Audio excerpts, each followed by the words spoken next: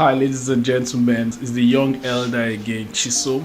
I want to specially thank you for liking, sharing, and also commenting on my videos. This engagement makes it easy for others to see these videos, and also subscribing makes you the first person to get notified each time I drop a good video just like this one you're going to watch now. Okay, so not to waste time, in the last video I told you about your mind being your most valuable asset. Okay, so even the Bible says it clear that guide your mind with all diligence, for out of it come are the issues of life. And he said, as a man thinketh in his heart, so he is. Your mind is the engine room of ideas, and ideas is what really rules the world. And because your ability to churn ideas, valuable ideas, executional ideas, ideas that make the difference, is what is going to set you apart from the pack.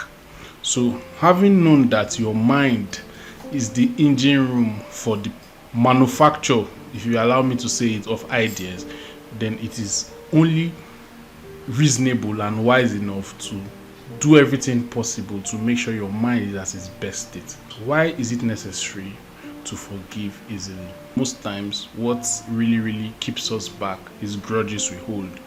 And it's funny how you think they are small, but they turn out to be big moles in our minds, blocking us from seeing the bigger picture at times. Sometimes it brings bias, it brings some kind of level of hate, and it brings some unease. Your ability to forgive fast and easy will help you in life. So one of the things that helps me forgive fast and easy is this. I understand the fact that all humans are mortals and nobody is perfect. Even myself, I'm not perfect. We all have our own weaknesses here and there. The next thing I do is that I understand people very well. In fact, one of the key things you should do as a person is to understand the system around which you work, understand the people around you, and your understanding is going to help you relate with them better. So when I understand people very well, I know their strengths, their weaknesses, I know their reactions to situations, I know what they do in extreme emotions. Now, extreme emotions are talking about fear, anger, excitement, even when they are, very stressed, and provoked. So I know exactly how they act. Understanding helps me know everybody, know their limitations, know their strengths and their weaknesses. So at the back of my palm, everybody close to me, I understand them very well. So the next thing is that as much as possible, I make allowances for excesses. Having understood you, known his strengths and his weaknesses, I then make an allowance, like create an extra elastic limit to bear these excesses. I end up making excuses sometimes just to make sure that I don't overreact or overassume. There's another thing too I do that helps me. Having worked in the industry as an engineer, I worked in the industry for some years and I understand this. We normally have a very important role, which is the safety engineer. So one of the key roles of the safety engineer is this: he prepares what we call a job hazard analysis. So he looks out for possible hazards in that job.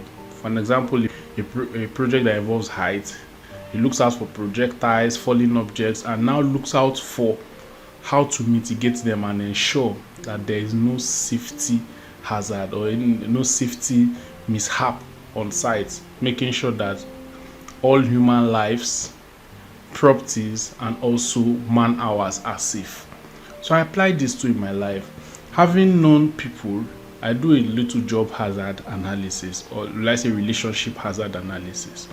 Now, there are some friends I know, they're very good, but the truth is that when it comes to temper, they are very short-tempered. When they're angry, they can say anything, they can do anything, they can act anything, and I find out that this is just a norm. Having known that this person is an angry person, and whenever he's angry, he can say or do anything. So what happens is that whenever he says anything when he's angry, I don't take it to heart again. I know his lifestyle. So it's when he's cool, I say, oh boy, this is what you said, this is what you've done. It's not right, but when you're angry now, nobody can talk to you.